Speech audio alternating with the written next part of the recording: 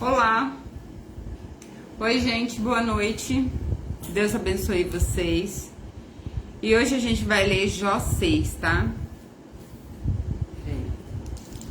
Vamos orar? Pai, em nome de Jesus, muito obrigada, Senhor. Obrigado porque o Senhor é bom, o Senhor tem cuidado de nós. Pai, nos ajuda a entender o seu evangelho e a continuar, Senhor, sempre nos seus caminhos. Em nome de Jesus, eu agradeço por tudo que eu tenho, por tudo que eu sou. Muito obrigada. Em nome de Jesus. Amém. Gente, a gente vai ler Jó 6. E hoje, lendo os capítulos, eu entendi um pouco da paciência de Jó. As pessoas falam assim, eu tenho uma paciência como Jó, porque o amiguinho lá o amigo dele acabou de falar contra ele, mas ainda virão os outros amigos ainda dar a opinião deles a respeito do sofrimento de Jó. E eu acabei de lembrar um fato, né?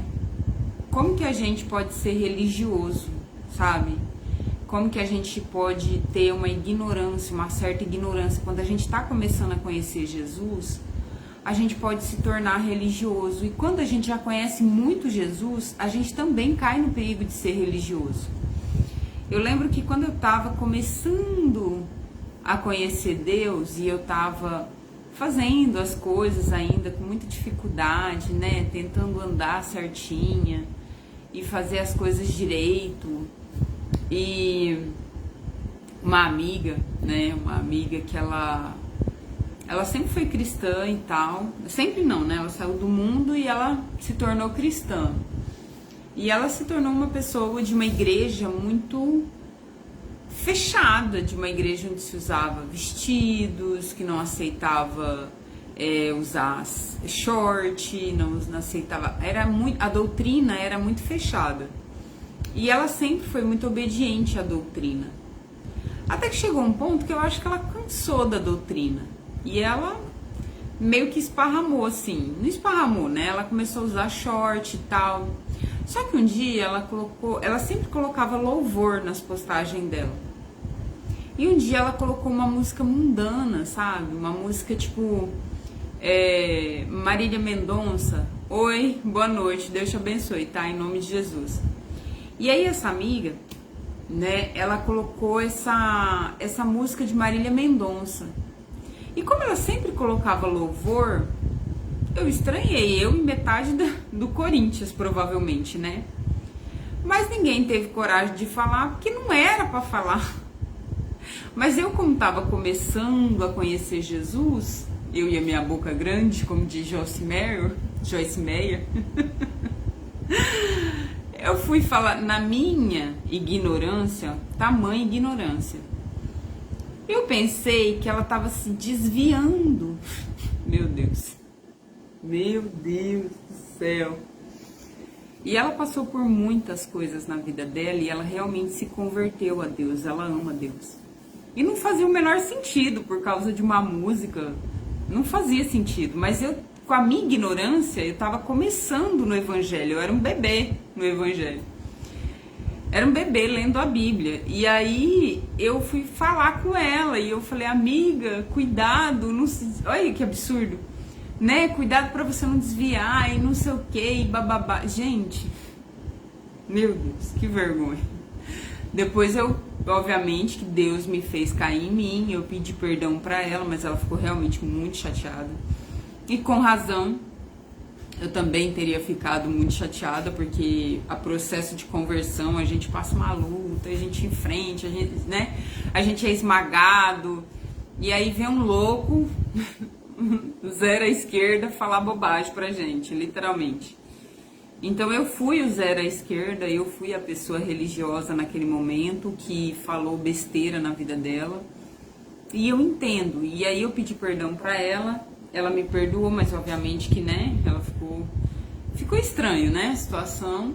E eu entendo ela. Hoje eu entendo ela, que realmente... meu Deus, totalmente sem noção. E a gente pode ficar religioso, sabe? A gente pode por conhecer pouco ou por conhecer muito. A gente pode ficar religioso a ponto de achar que as pessoas vão pro inferno e que a gente é mais santo que essas pessoas. A gente pode ficar religioso nesse ponto. A gente pode ficar religioso de fazer separação a ponto de tipo assim, esse aí já tá condenado. Então, eu nunca posso andar, por exemplo, com a prostituta, eu nunca posso andar com um drogado, não é só andar, é falar da palavra, é se aproximar, entende? A gente pode ficar religioso ao ponto de evitar pessoas. Evitar pessoas. Não no sentido de as pessoas não terem a ver com a gente, mas tipo assim, eu vou me contaminar, sabe? Então, a religiosidade é uma coisa muito séria e é uma coisa que faz muito mal pra gente, porque a gente começa a se achar santo, a gente começa a se achar sem pecado, a gente começa a julgar os outros e, meu Deus, que ignorância, que burrice, sabe, que eu cometi naquele tempo. Hoje eu não cometeria essa burrice mais, obviamente, porque eu entendi o erro que eu fiz, né, tanto que eu fui lá pedir perdão.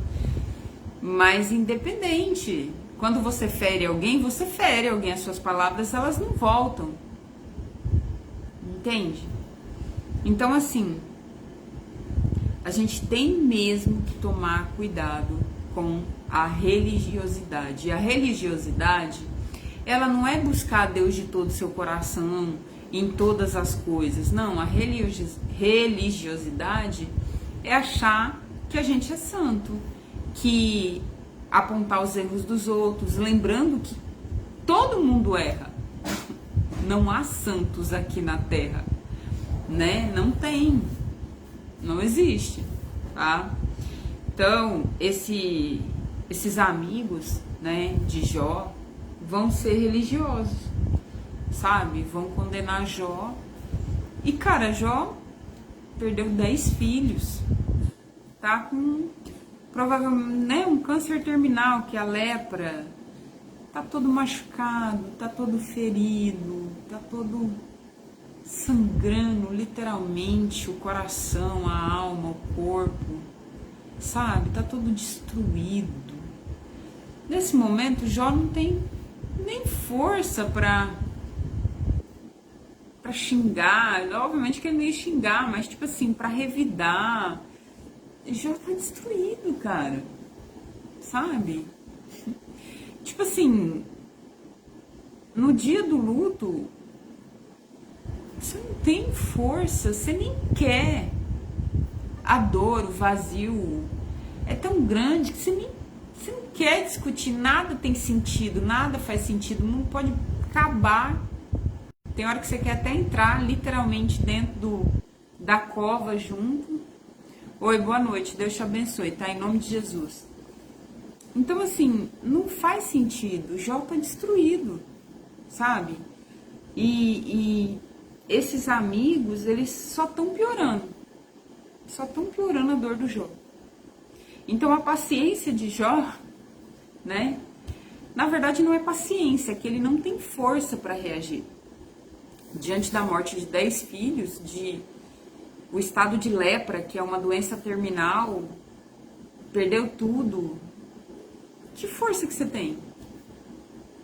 E dá para entender como ele tá realmente arrasado, triste, ferido, depressivo, dá para entender, né? E aí, ó, vamos lá. Jó 6, tá? Fala assim: então, em resposta, Jó disse: o Eliafaz, que é esse amigo dele, vai acusar, vai dizer, ó, você deve ter algum pecado oculto aí. E aí ele vai se defender. Em resposta, Jó disse: se minha desgraça é a falta da graça de Deus, tá? Se minha desgraça e os meus sofrimentos fossem postos numa balança. Ou seja, cara, eu tô lascado. E você ainda vem com essa? Com certeza pesariam mais que a areia do mar. E foi por isso que falei com violência, porque Jó vai reclamar antes, né? Ele reclama antes, quebra o silêncio, e aí o amigo vem com 300 pedras.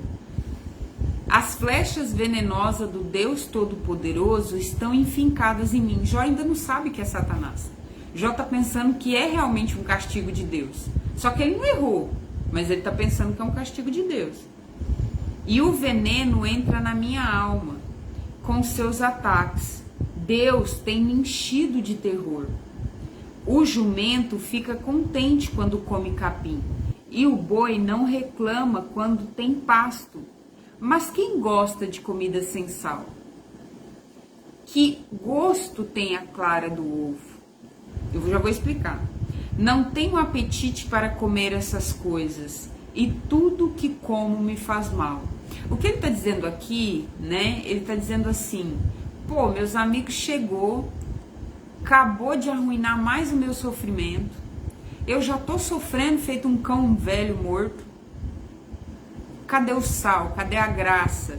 Cadê os amigos que tinham que pelo menos dar uma animada? Ah, se Deus me desse o que eu estou pedindo.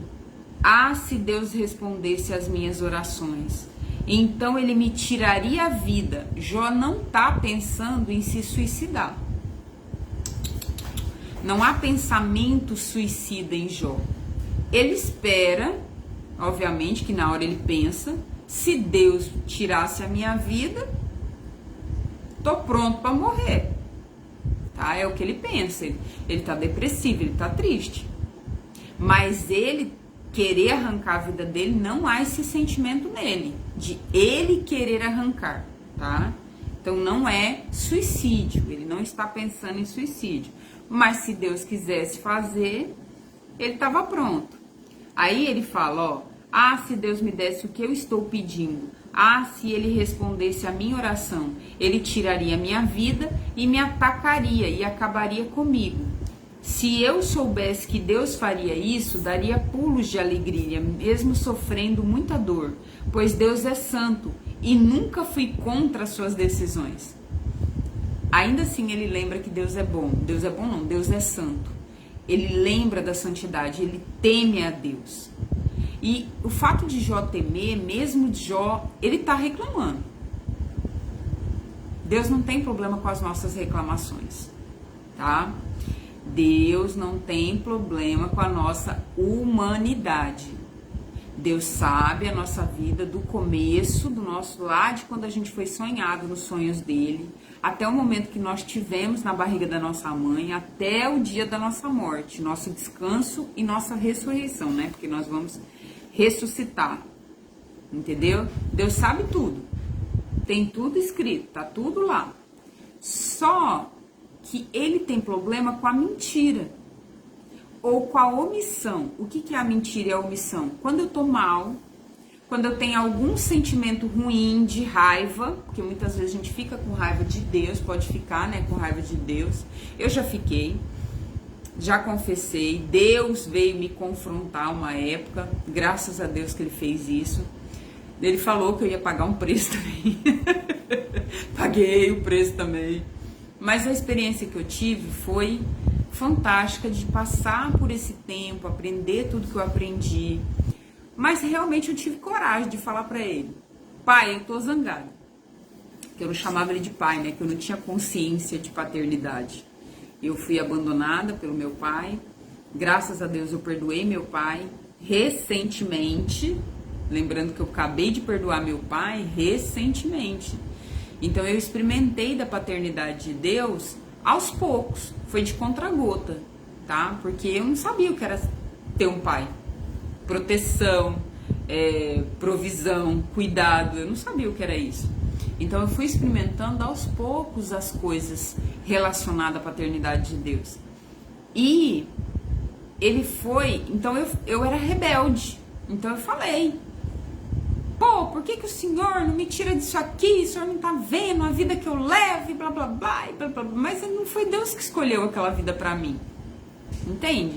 Não foi Deus que escolheu a vida que eu vivia, fui eu que fui lá, escolhi tudo que eu estava vivendo, a pessoa que eu estava vivendo, a vida que eu tinha, as coisas que eu fazia, todas as minhas escolhas eram eu. Só que eu não sabia disso. Eu não sabia que eu estava plantando, na verdade eu estava comendo o capim que eu tinha plantado. Eu só fui saber depois que Deus me envolveu nessa jornada e realmente eu conheci Jesus. E aí eu fui entender coisinha por coisinha. Só que o que ele está dizendo aqui? Jó está falando que ele está sofrendo. E Deus não vai ficar bravo com a reclamação de Jó. Apesar de Deus chegar e falar e questionar, na verdade era uma proteção para que Jó não ultrapassasse ali o limite da reclamação. Essa é a verdade. Deus tem é como se Deus tivesse uma proteção ao filho. Até aqui você chega, tá? Daqui para cá eu preciso corrigir você antes que você caia num buraco, num precipício. Às vezes a permissão de Deus da gente ter alguns tombos, da gente sofrer algumas coisas na vida, é o amor. É o amor dele falando, ô filha, você precisa enxergar onde você tá. Você precisa parar, que senão do jeito que você tá indo, você vai tombar. Do jeito que você tá fazendo, levando a sua vida, você vai cair no precipício. Você precisa acordar para a maneira como você tá levando a sua vida. Que foi o que aconteceu comigo. Deus falou para mim, Fia, eu vou, lógico que na palavra estava de outra forma, né? Colocarei um gancho no seu nariz, farei você voltar da terra de onde veio. E realmente eu voltei para cá, que era de onde eu tinha vindo, e vivi toda uma jornada, mas porque eu precisava aprender tudo que eu não tinha aprendido lá atrás, entende? E foi o que eu fiz com a minha vida que me levou até onde eu estava naquele momento, não era culpa de Deus. Então, as permissões de Deus, tá? Lembrando que aqui foi por causa de Satanás, né? É Satanás que está fazendo esse rolo com Jó. Nem tudo é Deus, nem tudo é porque a gente plantou coisa ruim. Às vezes é o Satanás se andando na nossa vida. Mas muitas vezes as permissões de Deus, oi, boa noite, Deus te abençoe, tá? Em nome de Jesus. Muitas vezes as permissões de Deus são para que a gente não caia nesses precipícios. A gente não vá levando a nossa vida no automático, sabe? A gente vai muito no automático. Eu tô fazendo, não tô nem pensando, eu só tô fazendo. Eu só tô fazendo e aquilo só vai me lascando. É que nem gastar todo o meu dinheiro. Eu compro tudo de brusinha. Vamos supor, uma coisa boba. Eu compro tudo de brusinha. Eu só gasto. Gasto aqui, gasto ali, gasto lá, gasto. Uma hora as pessoas vão me cobrar. Uma hora eu não vou ter dinheiro para pagar. Uma hora a conta vai chegar. E aí? Entende? E aí, ó, versículo 11. Onde estão as minhas forças para resistir? Ele tá falando que se Deus viesse... Menina, que susto! Minha menina tava deitada aqui, eu nem vi. Jesus amado. Ó, onde estão as minhas forças para resistir? Por que viver se não há esperança? Será que sou forte como a pedra? Quer dizer, não sei, para aguentar tudo isso. Será que o meu corpo é de bronze? Só pode estar achando, Deus pode estar achando que eu sou a Xena, né? Literal, guerreira. Que era o que eu pensava. Falei, Deus está pensando que eu sou a Xena para viver em luta. Não sou capaz de ajudar a mim mesmo. Não há ninguém que me socorra. Até esses amigos veio acabar com a minha vida, né? Aí ele vai falar dos amigos. Ele vai confrontar esses amigos. Esse amigo que acabou de falar, né? Ele vai confrontar. Ó, 14. Jó 6, 14. Uma pessoa desesperada merece a compaixão dos seus amigos, mesmo que tenha deixado de temer a Deus Todo-Poderoso, que nem ele reclamou. O que um amigo que teme a Deus vai falar para um outro amigo que não tá acreditando em Deus? Ô, filho, não é assim não. Vamos orar, quer que eu ore por você? Vamos orar nós dois juntos. Você entendeu? Isso vai passar. Você não vai falar para uma pessoa que acabou de perder 10 filhos que a culpa é do pecado dela, por isso que Deus foi lá e tirou dos 10 filhos dela, né? Não vai, só se você for louco. E insensível ao extremo. Aí ele falou, ó, mas eu não pude contar com vocês, meus amigos, que me desapontaram como um riacho seca no verão. Aí ele vai falar como é que é o riacho, tá? Primeiro ele está cheio de gelo e de neve, mas depois vira água e vai sumindo no calor, até que no fim o seu leito fica seco e duro, ou seja, vira pedra, né? Seca toda a água. As caravanas se perdem procurando água, avançam pelo deserto e ali morrem. Aqueles que vêm de Temá e de Sabá procuram esses ribeirões cheios de esperança, porém quando chegam, todos ficam desapontados e a sua esperança morre ali. Lembrando que o texto de Jó é um texto poético, tá? Então vai trazer algumas... eu esqueci o nome disso, quando você traz uma coisa para lembrar outra, tá? Eu esqueci, uma hora eu lembro o nome. Então ele traz coisas para lembrar outras, tá? Para dizer que... para fazer... eu esqueci o nome, enfim. Aí, ó. Vocês são como esses ribeirões. Vocês veem a minha miséria e ficam com medo, né? Vocês não me ajudam, literal. Por acaso pedi que vocês me dessem alguma coisa? Agora ele tá muito bravo. Ou que me oferecessem um presente? Será que pedi que me salvassem de um inimigo? Ou que me livrasse das mãos dos bandidos? Eu não pedi nada para vocês. Por que vocês estão me acusando? Aí ele vai mais longe. Ensine-me, ensinem-me, ensinem-me. É isso, ensinem-me. E eu ficarei calado. Mostrem os erros que eu cometi. Quando uma pessoa está falando a verdade... é difícil você combater ela nas palavras, não tem como. Uai, cadê o erro? É isso que ele tá falando. Quem fala a verdade convence, mas a acusação de vocês não prova nada. Será que vocês querem criticar o que eu digo? Querem tratar as palavras de um homem desesperado como se elas fossem vento? Ou seja, vocês não estão vendo o que me aconteceu? Perdi meu emprego da vida toda, perdeu todos os bens, né? Boi e jumento naquela época era o sustento, perdeu todo o sustento da vida, porque ele era o homem mais rico do Oriente. Perdeu os 10 filhos, podia ter perdido o sustento, tanto faz, mas perdeu 10 filhos.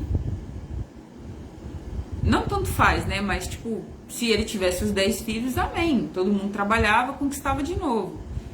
Perdeu 10 filhos e ainda tá com uma doença terminal, que é a lepra. Caramba, você tá doido, entendeu? Então, será que vocês não estão enxergando isso? Aí ele fala, é por isso que é importante a gente prestar atenção nos nossos amigos. Primeira coisa, nós não podemos ser religiosos a ponto de julgar os outros, achando que nós somos santos e o povo é pecador. Tudo pecador. Olha, não usa saia, tá usando calça. Olha só a irmãzinha, tá? Como eu fiz lá no começo, tá ouvindo música do mundo. Isso é religiosidade, gente, eu não sabia. Obviamente que eu não sabia da religiosidade. Tava conhecendo Jesus, mas ai que língua maldita. Do que adianta a gente ser santo e ter uma língua que acaba com o irmão? Entende? É todo santo. Tá tudo aqui, ó. Tapa tudo. Mas tá acabando com os irmãos. Tá com fofoca, tá com inveja, tá com cobiça. Tá julgando todo mundo, que ninguém vai pro céu. Não adianta nada. É religiosidade. Tá todo dia na igreja, mas não faz oração todo dia. Não lê a Bíblia. Só vai lá cumprir o rito. Religiosidade. E esse tipo de coisa, pior, Deus tá vendo. Aí quando o bicho pegar, cadê suas orações em dia? Porque quando a gente se torna religioso, a gente não fica em dia com Deus. Não fica. Uma pessoa que tiver em dia com Deus, tiver orando todo dia, lendo a palavra todo dia, na hora que ele faz um número 2, o Espírito Santo fala aqui, ó. Você tem certeza que isso está certo? Mas na hora, no máximo 10 minutos depois. Então, você devia voltar lá e pedir perdão. O Espírito Santo fala. Ele incomoda, entende? Mas quando você está religioso, você não tem uma vida de intimidade com Deus. Você não tem a sua vida organizadinha. Você está cuidando da vida do outro. Geralmente, gente religiosa está cuidando da vida do outro e esquecendo da própria vida. Eu sei por experiência própria. Quando eu estava lá falando com a irmã, achando que a irmã ia se desviar por causa de uma música, coitado. Oh, meu Deus, quanta ignorância. Eu não orava todo dia. Eu ainda não tinha um processo com Deus ainda organizado. Eu estava lá no começo. Então, se você não tem pra você, você fica atrás dos outros. Entendeu? Você vai cuidar da vida dos outros porque você não tem a sua organizada. Essa é a verdade. Aí, ó, esse é o primeiro, né? Não seja religioso. O segundo é, olhe seus amigos. Amigo é bom quando é na dor e quando é na alegria. O amigo tem que te cobrir na dor, né? Nem que for em oração.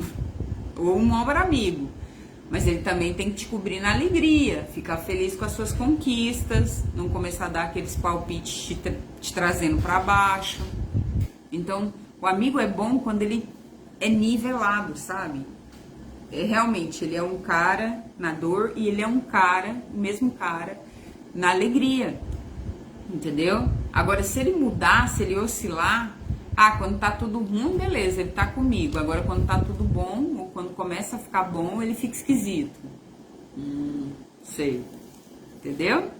Então, tem que prestar atenção nos amigos. Aí, ó, 27. Ele fala, vocês seriam capazes de vender um órfão em leilão? Tipo assim, vocês estão me criticando aqui depois de eu perder tudo isso, eu não sei nem quem são vocês vendem até a mãe, literal. Vocês venderiam até mesmo um amigo? Nossa, Jó tá muito bravo com eles, muito, muito. Aqui tá bonitinho, mas Jó deve estar uma fera.